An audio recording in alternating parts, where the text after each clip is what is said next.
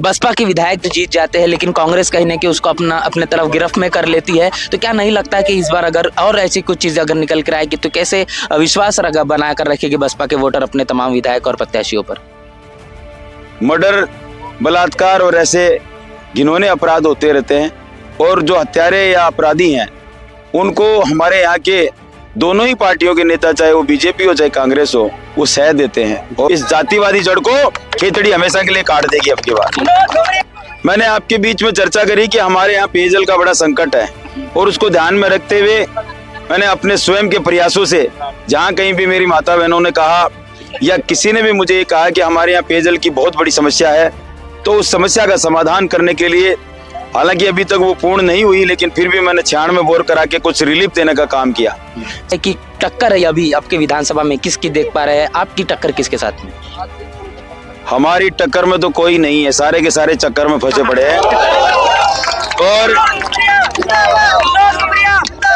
ये दोनों की दोनों पार्टियां पूर्ण बहुमत नहीं ला पाएंगी, और हमारे सहयोग के बिना सरकार नहीं बना पाएंगे। साथियों, इस वक्त हम लोग खेतड़ी विधानसभा में हैं। बसपा के प्रत्याशी हमारे साथ मौजूद है मनोज घुमरिया जी। जानेंगे समझेंगे क्या कुछ यहाँ पर राजनीतिक घमासान चल रहा है, किस तरीके से उनकी दावेदारी है। बहन मायावती की अभी हाल ही में रैली हुई है, बातचीत करेंगे। सर बहुत बहुत स्वागत है हमारे चैनल पर।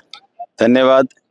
सर पहला सवाल ये, क्या देख रहे हैं अभी बहन मायावती की रैली हुई है, कितना प्रतिशत देख पा रहे हैं आपके विधानसभा में? अब आज हमारी इस स्वामी विवेकानंद जी की धरा पे माननीय बहन जी ने पहुंच के मुझे और पूरे खेतड़ी वासियों का आशीर्वाद दिया, इसके लिए माननीय बहन जी का बहुत बहुत धन्यवाद।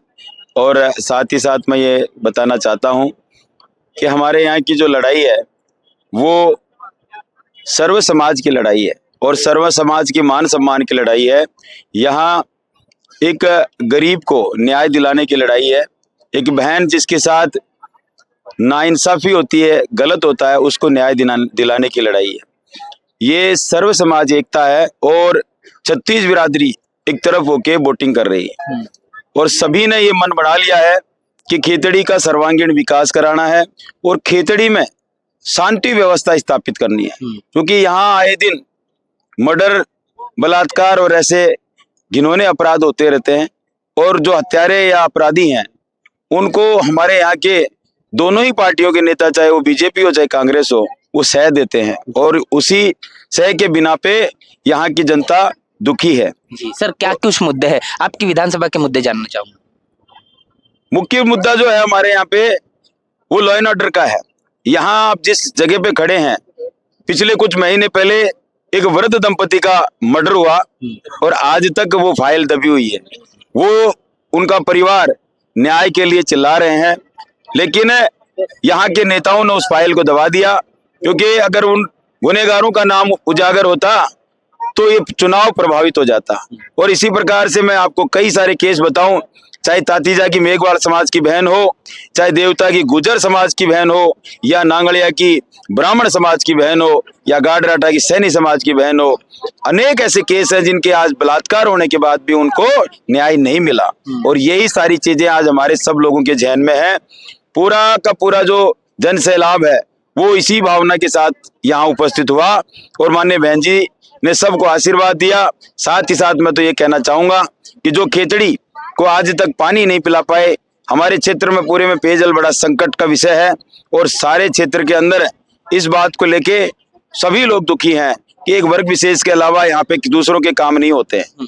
और इस चीज के असंतोष की ये परिणति है कि आने वाले 25 तारीख को बड़ी संख्या में हाथी के निशान के सामने वोट पड़ेगा, और ये चीज सब आप देख भी रहे हैं।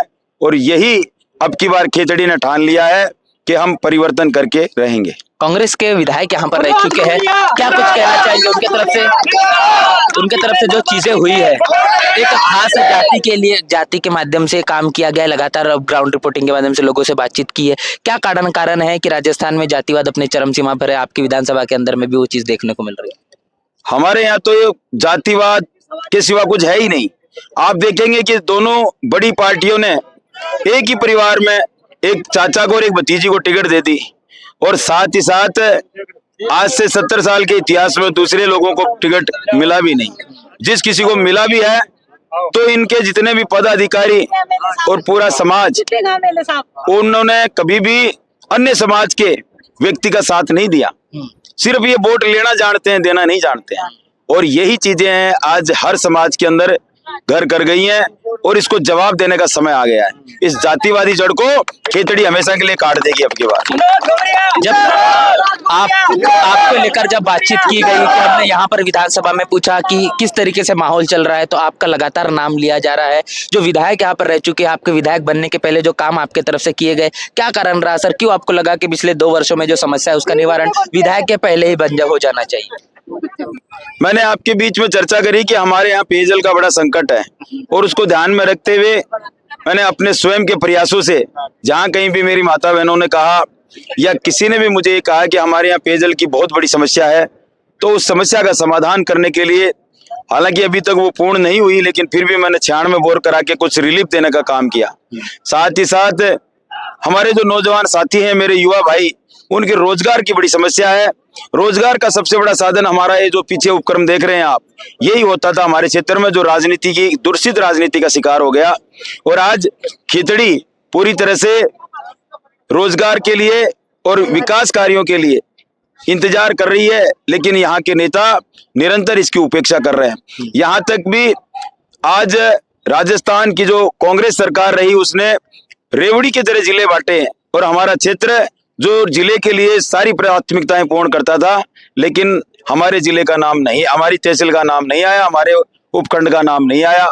मैं आपके माध्यम से कहना चाहता हूं कि मेरे को जनता जनार्दन ने आशीर्वाद दिया और विधानसभा में मैं पहुंचा, तो मेरी सर्वप्रथम एक ही मांग होगी कि खेतड़ी जिला बने। जी, यहाँ पर तमाम तरह की समस्या है, बहुत सारी समस्याएं कांग्रेस की चल रही है। कांग्रेस लगातार गारंटी की दावा कर रही है कि हम तमाम चीजें राजस्थान के अंदर में कर देंगे। क्या लगता है कि टक्कर है अभी आपके विधानसभा में, किसकी देख पा रहे हैं? आपकी टक्कर किसके साथ में? हमारी टक्कर में तो कोई नहीं है, सारे के सारे चक्कर में फंसे पड़े हैं। और रही बात कांग्रेस की सरकार या बीजेपी की, ये दोनों की दोनों पार्टियां पूर्ण बहुमत नहीं ला पाएंगी और हमारे सहयोग के बिना सरकार नहीं बना पाएंगी। ओवरऑल आखिरी सवाल है सर कि अगर आप जिस तरीके से एमएलए बन जाते हैं ये खेतड़ी विधानसभा के अंदर में, क्या कुछ वो चीजें आपके माध्यम से की जाएगी और कितना विकास यहाँ पर होगा? मैं विधायक के रूप में खेतड़ी में आता हूँ और मेरे पिता तुल्य बुजुर्ग और इन सब का आशीर्वाद प्राप्त करके, तो मेरी सर्वप्रथम प्राथमिकता होगी 1 साल में खेतड़ी का ऐसा कोई घर नहीं बचे जिसमें पेयजल की व्यवस्था ना हो। साथ में जो कानून की व्यवस्था है, जितने भी मेरे भाई बहन जिनके साथ ज्यादती हुई है, आज न्याय के लिए मारे फिरते हैं, वो सारे के सारे केस ओपन होंगे, वो फाइलें ऊपर आएंगी और गुनेगारों को जेल की सलाखों में टिकाएंगे। तो तमाम यहाँ पर हमने जो बातचीत की सर, एक आखिरी सवाल और है। बसपा के विधायक तो जीत जाते हैं, लेकिन कांग्रेस कहीं ना कहीं उसको अपने तरफ गिरफ्त में कर लेती है, तो क्या नहीं लगता कि इस बार अगर और ऐसी कुछ चीजें अगर निकल कर आएगी तो कैसे विश्वास बनाकर रखेगी बसपा के वोटर अपने तमाम विधायक और प्रत्याशियों पर? बिल्कुल आपने सही फरमाया कि बसपा के विधायक जीतते हैं और टूट जाते हैं, लेकिन मनोज घुमरिया खेतड़ी की ऐसी मिट्टी से बना है जिसको कोई तोड़ने वाला पैदा ही नहीं हुआ। और मैं सिर्फ मेरी मिट्टी के लिए टूटूंगा और यहाँ जो मेरे खेतड़ी के लिए मेडिकल कॉलेज देगा, 200 बेड का अस्पताल देगा और खेतड़ी को जिला बनाएगा, इन नौजवान साथियों को रोजगार देगा, उसकी जोड़ी में मैं बैठ सकता हूं। और वो भी माननीय बहन जी के आदेश से, क्योंकि खुद माननीय बहन जी ने कहा है कि हम सरकार जिसकी भी बनेगी हमारे सहयोग से हम उसमें शामिल होंगे। जी, तो बहुत बहुत शुक्रिया। तमाम हमने बातचीत यहाँ पर करने की कोशिश की है। जो यहाँ पर खेतड़ी विधानसभा के बहुजन समाज पार्टी के प्रत्याशी मनोज घुमरिया है, इनसे कि क्या कुछ खेतड़ी विधानसभा के अंदर परिवर्तन के आधार पर होगा। बसपा से जो लगातार उम्मीद रखी जा रही है, पिछले 2 वर्षों से लगातार मनोज घुमरिया के माध्यम से जो काम खेतड़ी विधानसभा के अंदर में की जा रही है, इसके कारण एक बड़ा परिवर्तन है और इस परिवर्तन के आधार पर अब क्या होगा खेतड़ी विधानसभा में, परिणाम के बाद में ही देखने को मिलेगा। पूरी बातचीत को लेकर क्या आपकी राय, प्रतिक्रिया लिखकर जरूर बताएं। बने रहे चौपाल के साथ, मिलते हैं नए वीडियो में, तब तक के लिए जय भीम, जय भारत। बहुजन विचारधारा को घर घर तक पहुंचाने के लिए हमारे YouTube चैनल को सब्सक्राइब करें, लाइक करें, कमेंट करें, शेयर करें और बेल आइकन की घंटी दबाना ना भूलें।